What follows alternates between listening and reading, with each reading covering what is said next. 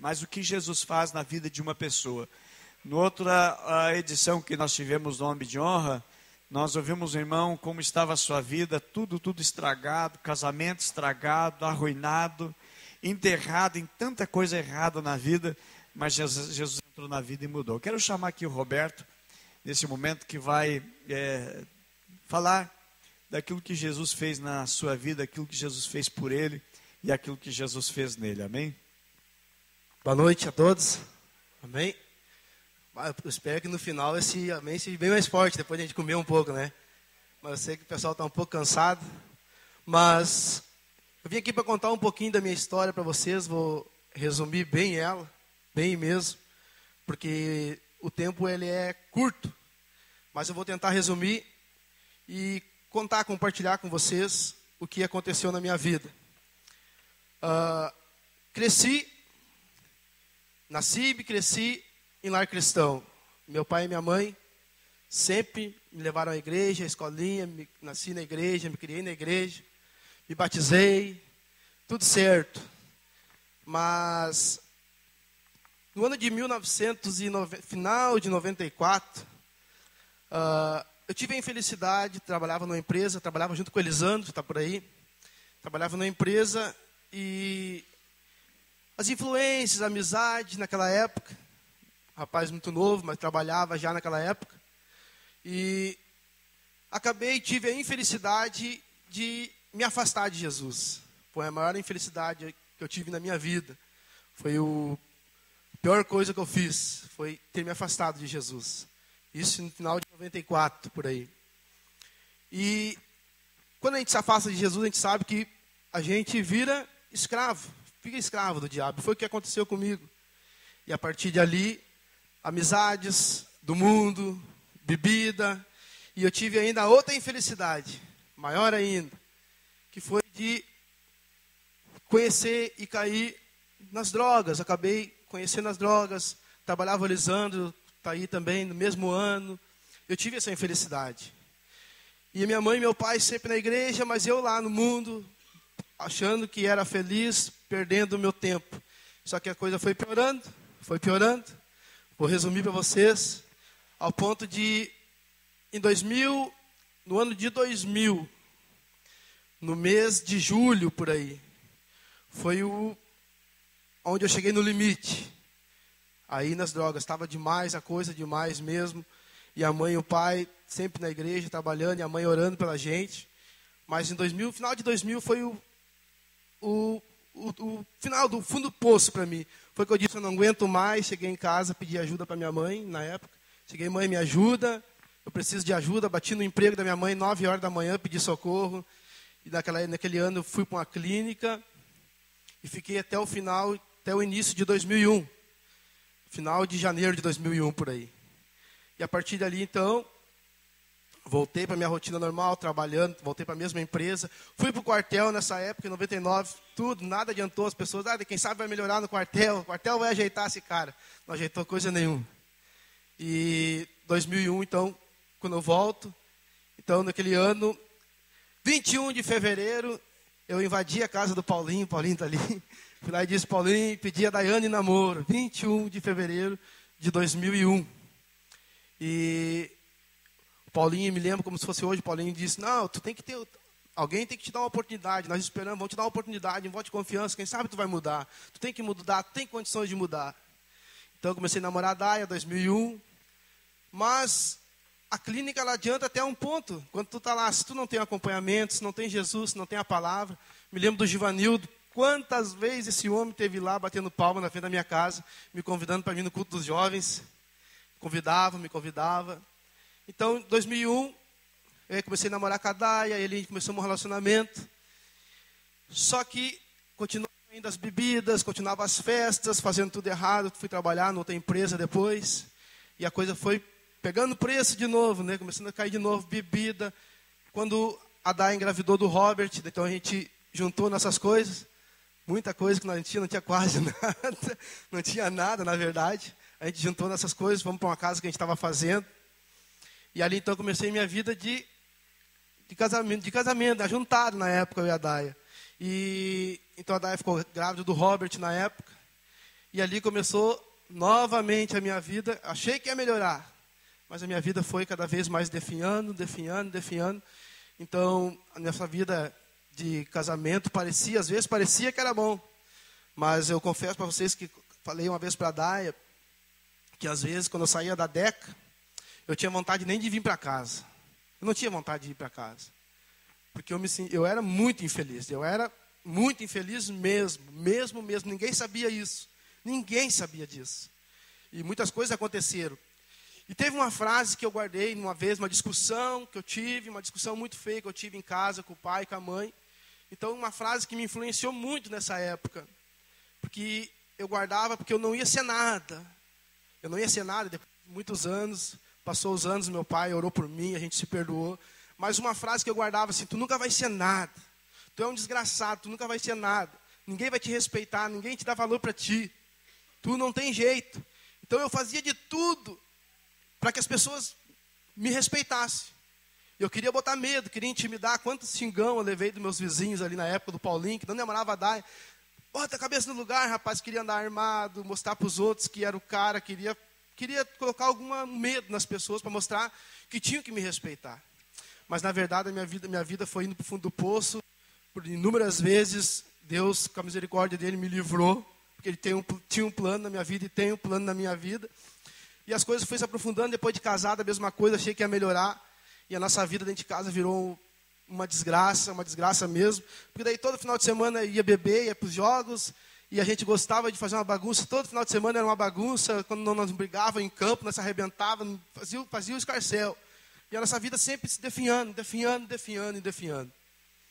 E até que chegou um momento, eu pensei comigo, compartilhei com algumas pessoas, eu vou me largar, não tem mais como viver, não tem como mais viver junto. Minha vida é uma desgraça, eu era um desgraçado. Tenho vergonha de dizer isso, que eu era um desgraçado mesmo. Mas o que eu queria compartilhar com vocês, assim, principal de toda essa história, teve uma noite que foi muito marcante, foi muito forte para mim. Foi a pior noite da minha vida. Foi que a gente tinha um jogo, a gente ia jogar no Rio da Ilha, se eu não me engano. Um jogo que o Paulinho tinha feito, os amigos do Obras, quando o amigo Nacional, a gente ia jogar em Rio da Ilha. E eu saí do Nacional sábado à noite, todo mundo foi para casa e eu não fui. Eu fui para um outro bar aqui na Painha. E ali me perdi mesmo.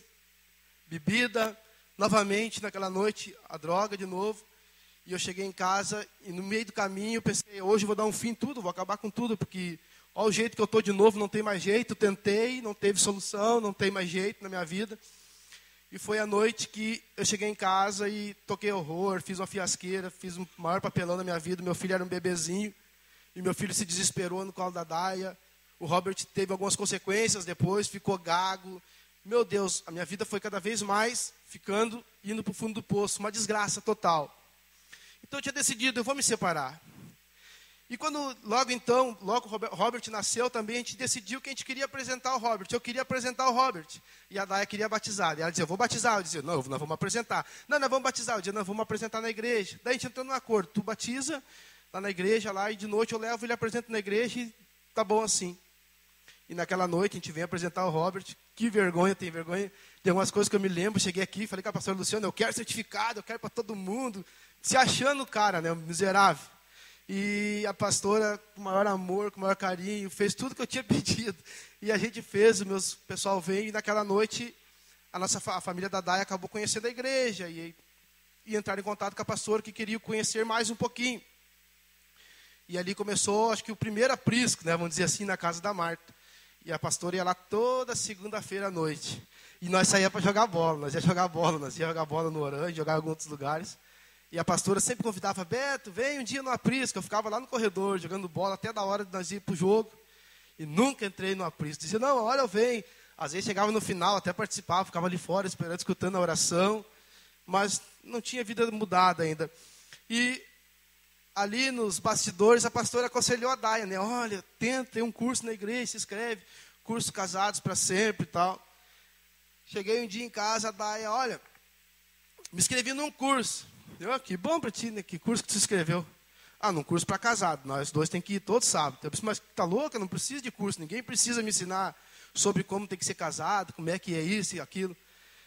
Mas eu pensava assim, não, eu vou tentar, mas eu vou arrumar um pé para nunca mais botar os pés lá, porque eu não queria mais ir para a igreja. Eu estava muito machucado mesmo, muito doente, eu não queria voltar mais. Eu dizia, quem sabe até um dia eu volto para a igreja, mas não sei, não é o momento. E a Day acabou escrevendo nós no curso, na época quem dava o pastor Renato, hoje a irmã e a pastora Vanuzzi. E eu bebia muito todo sábado, mas bebia pra caramba. E eu dizia assim, hoje eu chego lá, hoje eu enfio a mão na cara daquele louco lá e não boto mais meus pés lá, que era o Renato. E a Daya me dava 2 house. Eu comia uns 2 house ali de casa até a esquina, que ela dizia, vai comendo house por causa desse bafo aí, vai comendo house. E eu entrava ali mal, mas mal. As pessoas brincavam ainda comigo, o Beto comeu caque verde hoje, que eu não conseguia nem falar de tão mal que eu estava. E eu vinha, tocava horror ali com o Renato.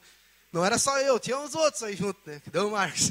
Tinha o Marcos, estava junto aí, eu, o Marcos e mais uns outros aí. E a gente tocava horror, mas graças a Deus, ali começou Deus trabalhar devagarinho. E começamos a fazer o curso. E eu nunca me esqueço que daí, na ministração de perdão, foi muito forte para mim, muito forte mesmo. Uma ministração que tem do Casados, né? Sobre perdão. E ali foi o ponto principal ali, que eu acho que ali Deus trabalhou muito na minha vida naquela noite. E eu fui para casa com aquele pensamento, eu tenho que voltar, eu tenho que dar um jeito, eu tenho que arrumar forças. E eu pedia forças, eu queria força para voltar. Então, e comecei a vir nos cultos, vinha um domingo, vinha outro domingo, comecei a vir nos cultos. Depois teve um face a face, que foi extraordinário na minha vida. Mas, numa segunda-feira de manhã, eu vim num culto domingo. Naquele domingo Deus falou muito comigo, tocou muito no meu coração. E naquele domingo, eu fui para casa muito impactado. E eu disse assim, meu Deus, eu tenho que voltar, me dar forças e tal. Mas como eu vou fazer? Eu não tinha forças. Eu dizia, minha vida está uma desgraça, eu sou um desgraçado, não tem mais jeito para mim. Tentei e fui matutando isso para casa. E na segunda-feira de manhã, eu estava trabalhando na Deca. Trabalhando na Gabine, eu era esmaltador na época. Estou esmaltando lá. E eu comecei a falar com Deus na Gabine. Disse, Deus, tanta coisa boa que acontece para as pessoas. Por que eu vivo essa vida desgraçada? O que está acontecendo? Eu tento. Mas a minha vida é uma desgraça. Parece que tudo dá errado para mim. E eu estava trabalhando na Gabine. Do meu lado tinha um senhor, que a gente chamava ele de Belinho, que ele era da Assembleia de Deus. E eu trabalhando ali, Deus começou a falar comigo assim, mas por que está dando tudo errado para ti? Porque tu está longe de mim, tu se afastou de mim, eu sempre te amei. E Deus começou a trazer na minha memória, tu lembra tal dia? Pois é, lá eu que te livrei. Aconteceu isso lá, eu que te livrei. Aconteceu aquela vez lá, tu era para ter morrido, eu não deixei. Eu tenho um plano na tua vida. E começou a falar comigo, eu comecei a chorar na Gabine. E eu me lembro que o Belinho vem e disse assim, tu tá legal, Betinho? E eu disse assim, eu tô legal, sim. Eu disse assim, eu tô legal. E, Belinho, a minha vida tem que mudar, eu não aguento mais. E ele disse assim, mas vai para a igreja, rapaz, volta correndo para a igreja. E eu falei para ele, então me deixa quietinho aí. Fiquei trabalhando mais um pouquinho. E naquela Gabine eu falei assim, hoje de noite eu vou no aprisco, né? Hoje eu vou ir no aprisco, eu vou chegar lá e vou falar para a pastora que eu quero voltar, que eu desejo voltar, que eu quero ajuda e que eu quero tomar uma decisão na minha vida.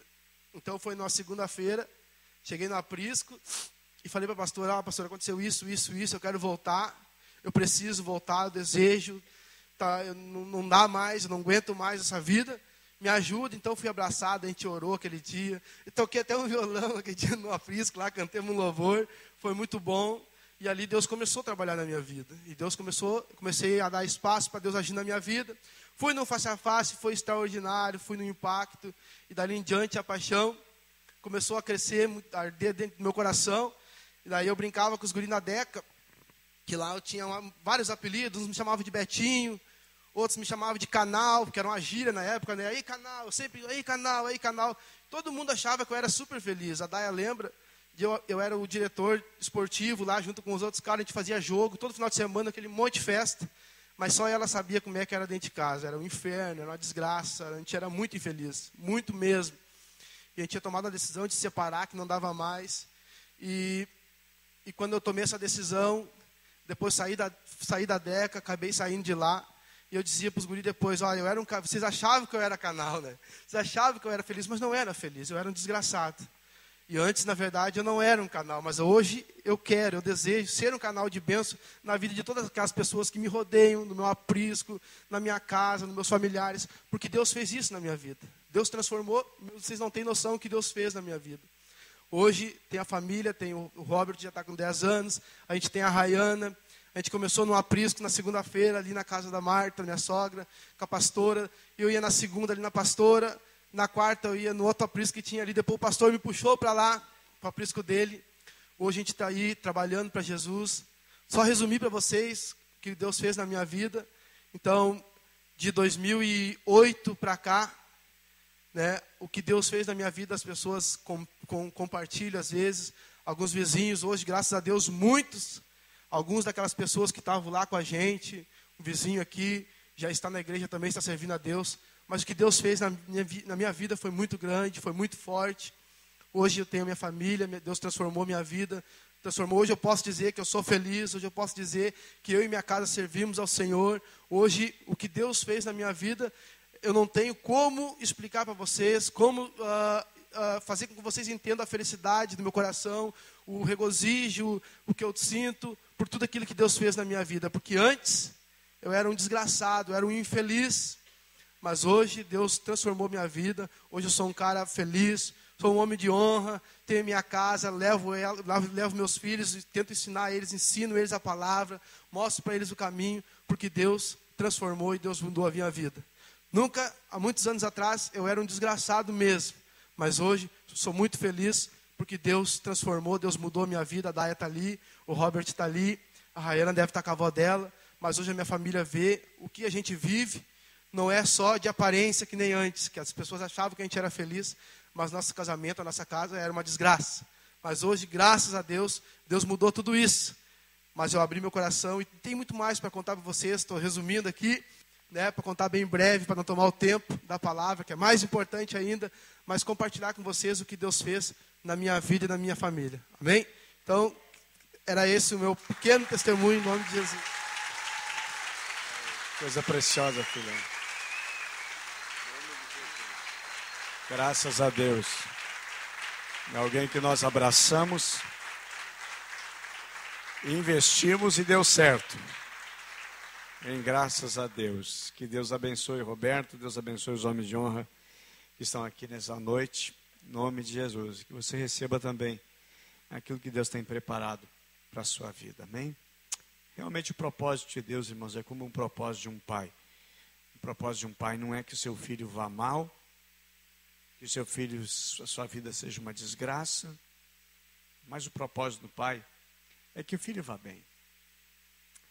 E se você, como pai, já tivesse com seus cabelos brancos, já tivesse com uma idade muito avançada e chegasse os últimos dias da sua vida, e você tivesse que dar um conselho para o seu filho, qual o conselho que você daria? O que você diria para ele? Olha, cuida bem das contas, paga em dia as contas, olha, cuida da tua mãe, providencia um velório para mim bem legal, bem bonito. Tem um homem na Bíblia, que ele chamou seu filho, perto já de morrer, vivendo os últimos dias. Já era bem velho, e ele chama o seu filho e ele faz um pedido para o seu filho, ele dá um conselho para o seu filho. Está em 1 Reis, capítulo 2, versículo 1. Versículo 1 diz assim: quando se aproximava o dia da sua morte, Davi aqui era o rei de Israel, o maior rei que Israel teve. Davi deu instrução ao seu filho Salomão. Verso 2. E ele escreve assim, está escrito assim sobre o que ele falou: estou para seguir o caminho de toda a terra. Ou seja, é o final da vida. Por isso, seja forte e seja homem. Seja forte e seja homem.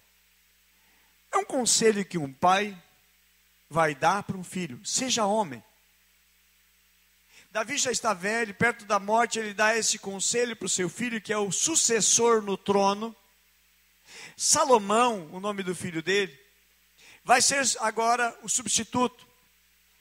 E Davi, ele vai estar dando esse conselho para quem vai assumir o trono, para quem vai assumir uma responsabilidade grande na nação. Ele diz o seguinte: seja homem. seja homem.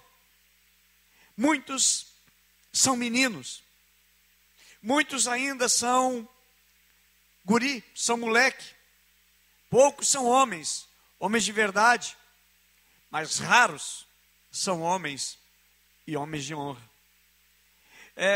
O conselho que ele dá é esse: ser homem. E para ser homem, gente, não basta ter um biguli no meio das pernas. Para ser homem não basta o dia que nasceu. Quem fez o parto diz: olha, nasceu, é homem, é menino. Gênero não define ser homem. O que ele está dizendo: seja homem. É a palavra que um rei, com grande sabedoria, um grande homem de Deus, ele diz para o seu filho. Ele diz: olha, vire homem, seja homem. Salomão possivelmente estava com a idade dos seus 18 anos, 20 anos talvez. Seja homem, é isso que ele está pedindo. Para ser pai, não pode ser um menino, uma criança. Precisa ser homem. Para ser marido, não pode ser menino. Tem que ser homem. Precisa ser homem. E todo homem, ele tem uma mania de ser criança, de ser menino e fazer meninice. E ele precisa ser homem. Deixar o mimo, deixar a fantasia, acordar para a realidade, acordar para a realidade das coisas. A Bíblia diz em Eclesiastes, no livro de Eclesiastes, capítulo 10, verso 16, diz assim: ai da nação, quando o rei for um menino, quando o rei for uma criança. Ai do casamento, quando o marido é um menino, e não é homem ainda, homem de verdade. O que define ser homem? Idade? Não. Tem gente com 30 anos, barba, cabelo branco, ainda é menino. Não aprendeu, ou não foi ensinado a ser homem de honra, a ser um homem realmente honrado. Meus amados, como é que nós podemos ser homem? Primeira atitude, para ser homem, tem que andar com um homem de verdade, que ensine a ser homem. Andar com moleque, andar com guri, não ensina alguém a ser homem. Andar com pessoas que não crescem, não ensina ninguém a ser homem. Nós só amadurecemos quando andamos com homens a quem nós espelhamos. Olha, aquele lá sim, aquele lá dá para conversar, dá para andar. Eu tinha meus 18 anos, e eu tinha um hábito um pouco estranho. Eu gostava de andar com pessoas de idade. Eu aprendia muito ali.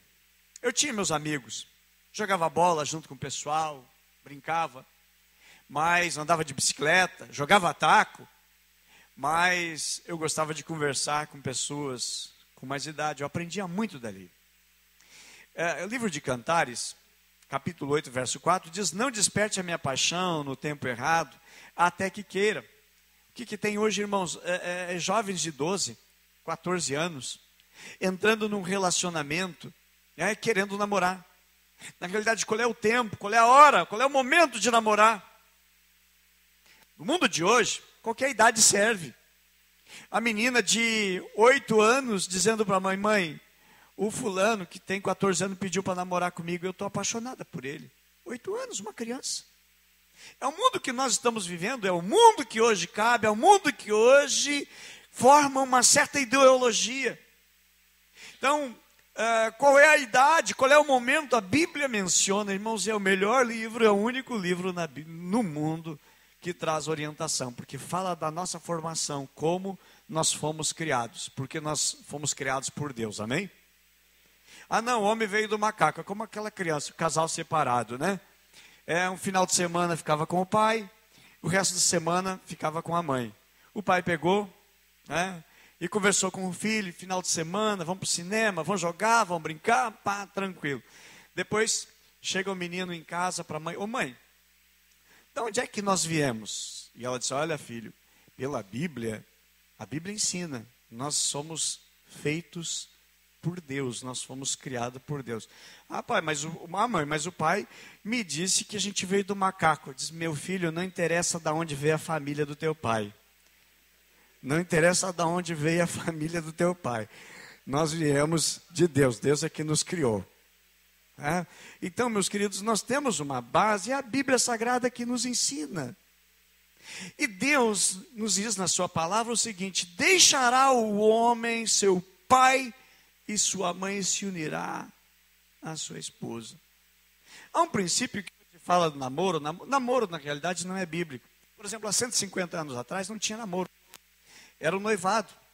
Era um compromisso que assumia com alguém, se respeitava aquela pessoa, honrava aquela pessoa e se guardava, marcava a data e assumia o casamento. A Bíblia fala a respeito de José e Maria, protegendo, guardando, marcou a data, está lá, casaram. Não havia essa questão do namoro.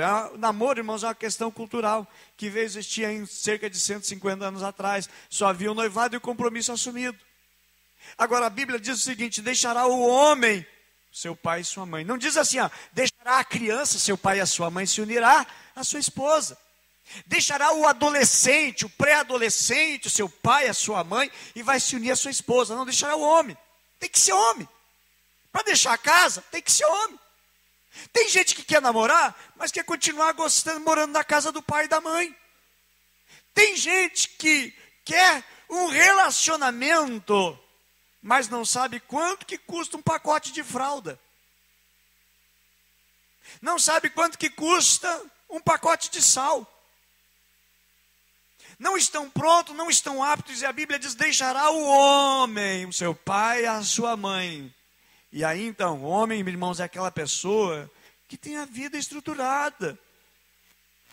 Não é aquela pessoa que está pensando em estudar, não, está estudando, está se formando, está concluindo o seu curso. Já tem um trabalho, já tem os seus estudos, já tem um emprego, já tem uma sustentação financeira.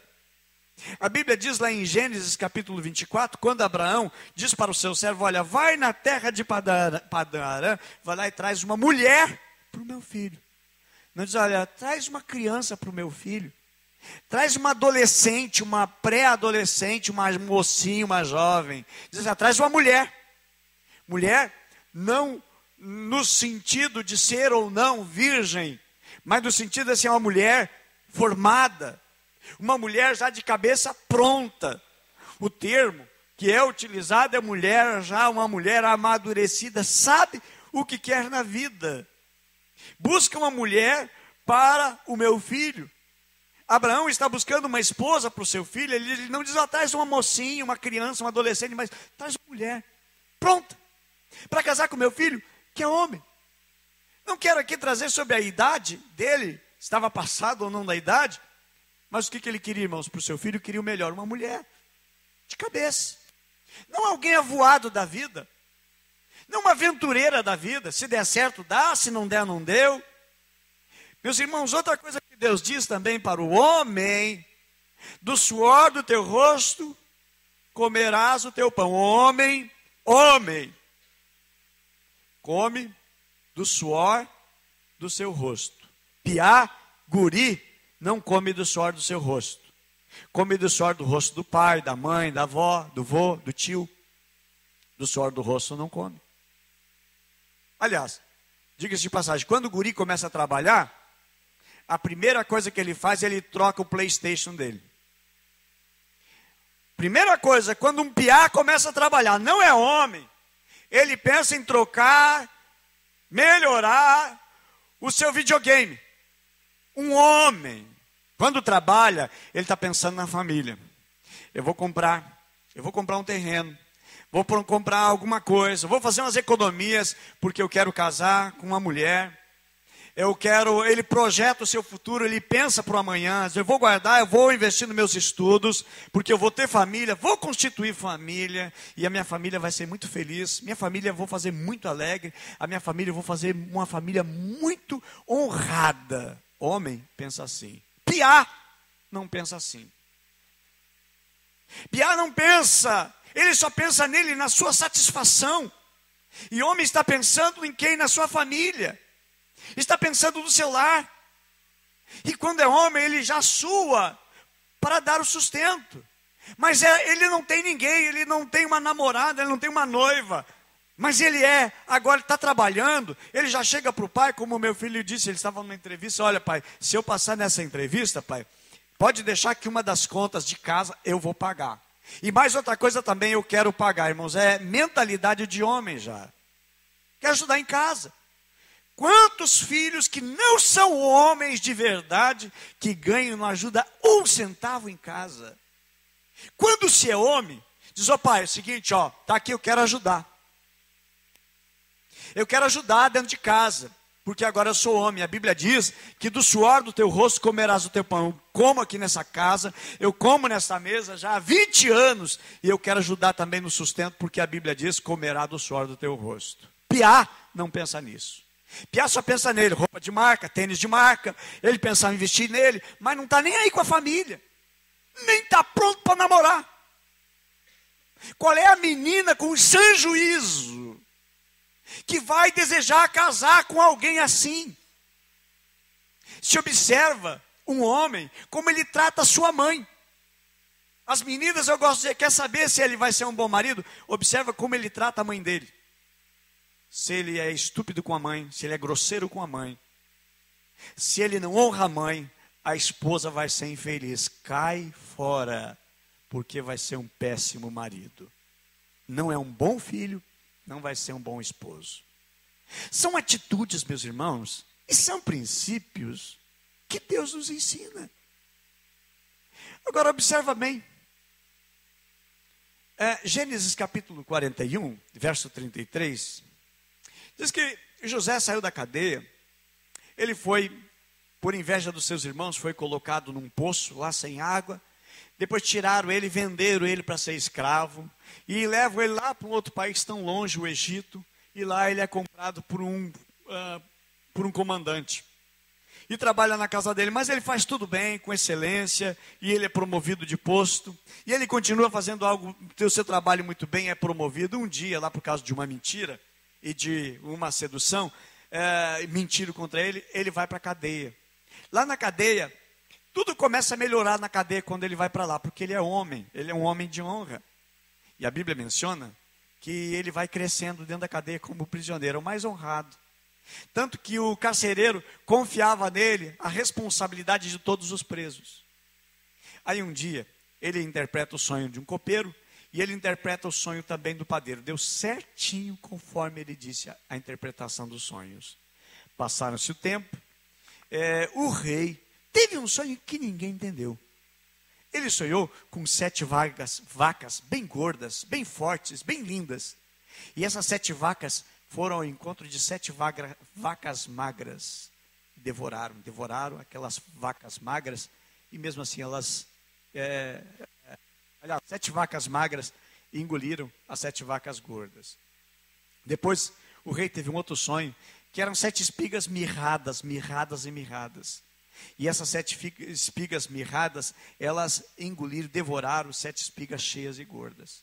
E o rei ficou atormentado com esse sonho. Chamou um, chamou outro, chamou um sábio, chamou outro inteligente lá, ninguém explicou ele.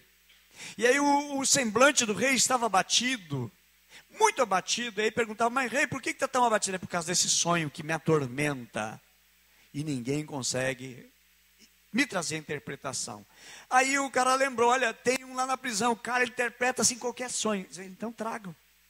Aí José sai da cadeia, chega lá e diz, olha, o sonho que o rei sonhou é o seguinte, vai ter agora 7 anos de grande fartura. Muito, muito.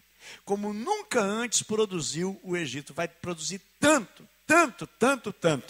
Mas logo depois de 7 anos de tanta fartura, vai ter 7 anos de muita miséria. E esses anos de tanta miséria, vai ser tão grande a miséria que ninguém vai se lembrar dos 7 anos de fartura. É da onde se usa a expressão, né? Tempo de vacas magras. E ele deu um conselho para o rei. Diz, olha rei, isso aí aconteceu 2 sonhos, e os 2 sonhos são as mesmas coisas. 7 vacas gordas e bonitas que devorados por 7 vacas magras, e 7 espigas bonitas e 7 espigas fracas e mirradas, é o mesmo sonho. São 7 anos de fartura, seguido de 7 anos de miséria. Então é o seguinte, Deus revelou para o rei o que ele vai fazer, só que repetiu 2 vezes o sonho, é porque vai ser muito rápido, vai ser muito ligeiro, isso que vai acontecer. Então, rei, é o seguinte, escolhe um homem inteligente, sábio, e põe esse homem para administrar toda essa fartura, armazenar 20% do que entrar em grandes celeiros, em várias cidades, as principais cidades, que ele faça um mapeamento em todo o território, tudo que tem, tudo que possui, e trace um planejamento de recolhimento disso aqui.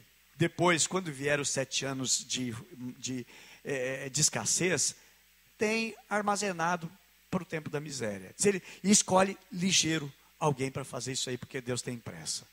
E o rei pensou, conversou com os conselheiros e disse, olha, porventura, a gente vai encontrar homem com tamanha sabedoria que nem esse aí, que Deus entregou para ele a revelação e a coisa. E aí colocou então José para ser governador. Mas a Bíblia menciona homem. A Bíblia menciona que José, irmãos, estava com 40 anos. Antes ele estava com 17. Por que Deus não usou antes?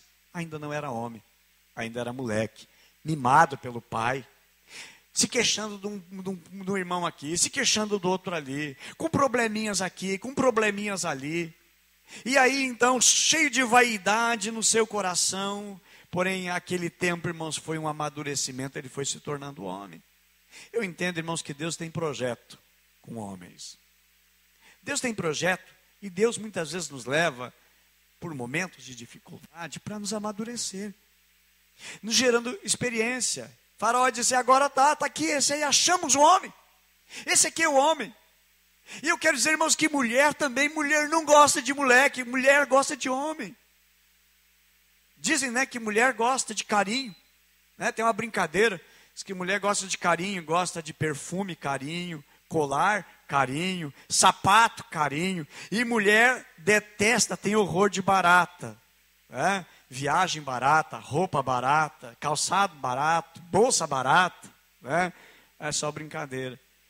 Mas na realidade, irmãos, toda mulher é apaixonada por um homem sábio, que demonstra sabedoria e sensatez. E a Bíblia diz lá em 1 Pedro capítulo 3, verso 7, diz o seguinte, homens, sejam sábios no convívio com suas mulheres.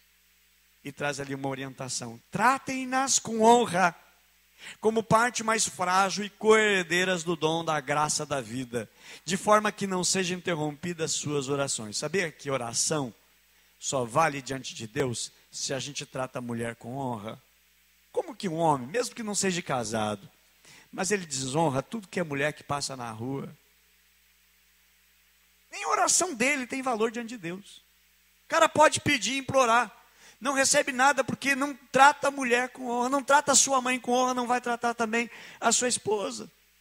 No passado, há alguns séculos atrás, só tinha 2 classes. Só tinha 2 classes. Antes era menino ou era homem. Agora tem uma terceira, os adolescentes. Não é jovem, não é criança e não é homem ainda. Está no meio termo. Não é um, nem é outro. Na realidade, a Bíblia diz o seguinte, que nós temos que ser homens. Nós temos um chamado para ser homens. Temos aqui jovens, temos crianças que estão sendo muito abençoados, porque desde pequenos já estão aprendendo sobre isso. Precisamos ser homem. Homens que não querem mais ser tratados como menino, mas trabalham, não fazem, não trazem, não ajudam, não cooperam. Tem aqueles que gostam de viver pendurado nos pais. E eu pergunto assim, e se o pai morre, como é que vai viver aquele menino? Já tem idade para trabalhar, mas quer ficar só em casa. E se faltam os pais, se faltam os avós, vão viver como? De que maneira, de que forma? Temos um chamado para sermos homens. Não é ser homem porque tem idade, tem 40 anos, 50 anos. Não. Homens que não querem mais ser tratados como meninos, mas precisam ter responsabilidade também de homem. Quando a gente se torna homem, a gente vai largando as coisas de menino. O apóstolo Paulo disse: eu era menino, pensava como menino, mas eu me tornei homem e comecei a agir como homem. A grande verdade é que muitas vezes os homens se casam com suas mães. Como assim? Isso é pecado, pastor? Não estou falando com a mãe biológica. Mas quando casa-se com a menina, eles tratam como se ela deveria tratar ele como a mãe trata. Meu queridinho, meu fofinho, meu amadinho, que deu tchutchuquinho do pai e da mamãe. Tem isso. Ela não é a mãe, ela não é a sua mãe, não vai tratar como a sua mãe trata. Mas muitos entram no casamento pensando que vão ser tratados da mesma maneira. E muitos querem que a sua esposa seja que nem a sua mãe. Ai, todo cheio de cuidado, todo cheio de proteção. Não, a sua esposa ou a sua futura esposa não vai ser a sua mãe e não vai tratar com mimo que nem a sua mãe. Homem, vai entendendo essas coisas. E menino não traz provisão para dentro da sua casa. Meninos não oferecem proteção para a sua casa. Imagina, o homem está dentro de casa, ouve um barulho, é um ladrão que entrou, e aí o cara fala: amor, vai lá na rua, amor, vai lá, mulher, vai lá. Não, o homem tem que proteger a casa. O homem tem que proteger o seu lar, ele é homem, ele não é menino. Menino sim precisa ser protegido pelo papai e pela mamãe. Homem não, homem se defende. A Bíblia diz também o seguinte: do suor do teu rosto comerás o teu pão.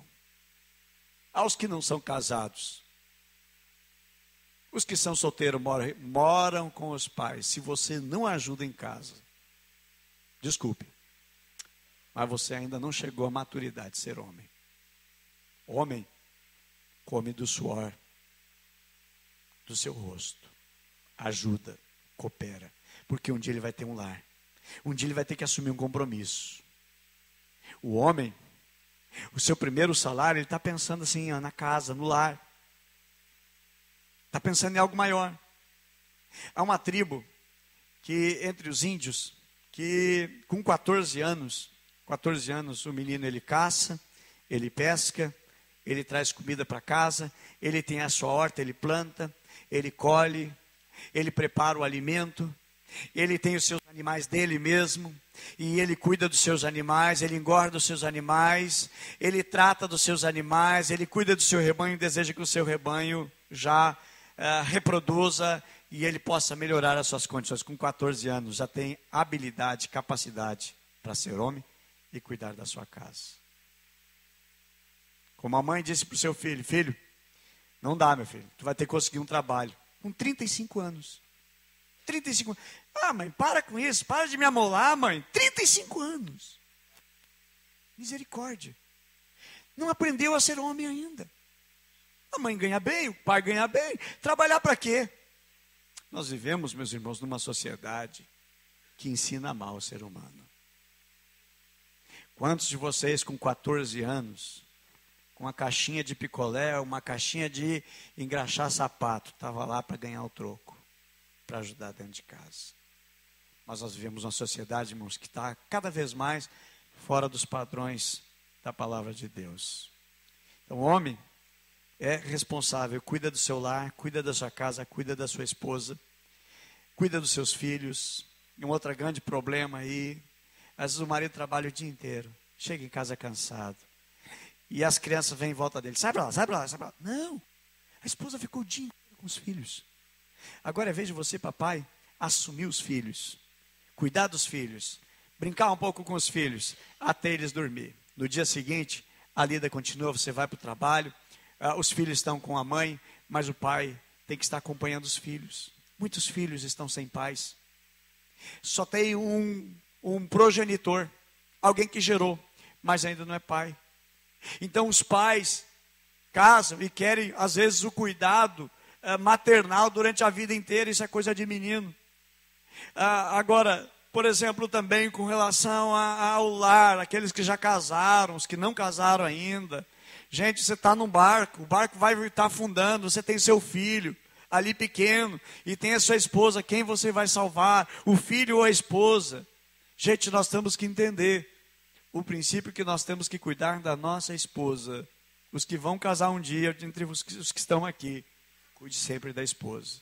E o filho, a criança vai morrer, irmãos, em primeiro lugar, é a nossa esposa. Porque faz parte de uma educação. Faz parte de um princípio. Quando o seu filho saber e perceber que você protege a sua esposa, a mãe dele, que você cuida e honra a sua esposa, ele vai crescer com esse princípio. Ele vai nascer observando esse princípio. E ele vai aprender sempre que isso é ser pai, isso é ser homem. A menina, por exemplo, ela observa o pai que ama a sua esposa como uma rainha. E a menina que olha o pai tratando a mãe como rainha, ela vai dizer consigo mesma: eu jamais vou aceitar algo inferior para mim no meu casamento. Eu quero para o meu casamento um homem assim como o meu pai. E o menino também vai perceber o seguinte: os filhos, ao ver o seu pai amar mais a mãe do que qualquer outra coisa no mundo, eles vão saber que aquela casa é uma casa segura. E vão pensar assim: é assim que se trata uma esposa, é assim que se trata uma mulher. Homens de honra nunca vão além.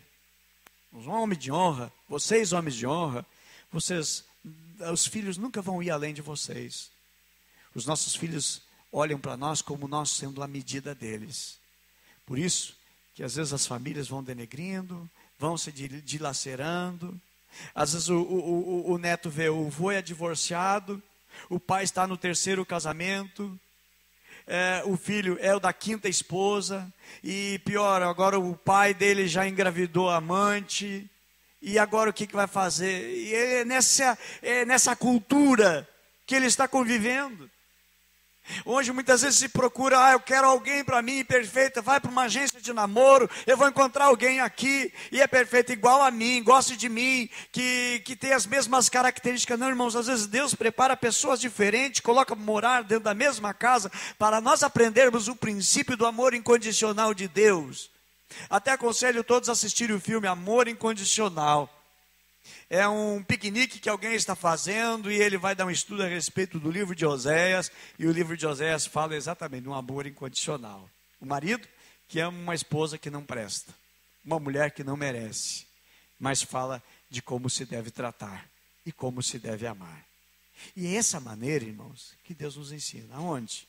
A Bíblia diz lá em Efésios capítulo 2, versículo 22, já para encerrarmos. Efésios capítulo 5, verso 22, diz o seguinte: mulheres, sujeite-se cada um a seu marido como ao Senhor. Pois o marido é o cabeça da mulher, como Cristo é o cabeça da igreja, que é o seu corpo, que ele é o Salvador. Assim como a igreja está sujeita a Cristo, também as mulheres estejam sujeitas aos seus maridos. 2 versículos para a mulher. Mas o que tem, irmão, de ensinamento para o homem são 9 versículos. É 9 a 2. É 9 textos ensinando como ser marido. E aí diz assim: maridos, ame cada um a sua mulher, como Cristo amou a igreja, entregou-se por ela para santificá-la, tendo purificado pelo lavar d'água mediante a palavra. A mulher tem defeito, mas como Jesus fez pela igreja, a igreja não era perfeita, mas ele sacrificou por ela, deu a vida por ela. Não merecia, porque todos nós pecadores, debaixo da ira de Deus, mas pela misericórdia e pelo amor com que Deus nos amou, Jesus nos resgatou e nos transformou. E diz assim: para apresentá-la a si mesmo como igreja gloriosa, sem mancha, nem ruga, ou coisa semelhante, mas santa e inculpável. O trabalho de um marido, o trabalho de um esposo, o trabalho de um homem, cuidar bem do seu lar, cuidar bem da sua esposa. Da mesma forma, os maridos devem amar cada um a sua mulher. Não diz assim, cada um deve amar as suas mulheres. Não é plural, é singular, é uma.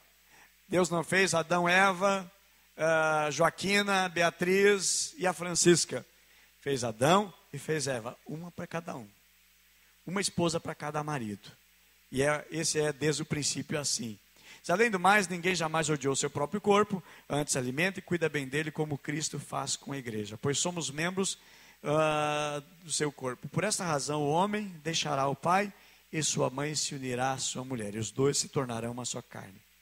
Meus queridos, eu quero aqui encerrar, dizendo que se esses princípios é para nos ensinar a nossa vida e ajustar a nossa vida dentro daquilo que Deus quer.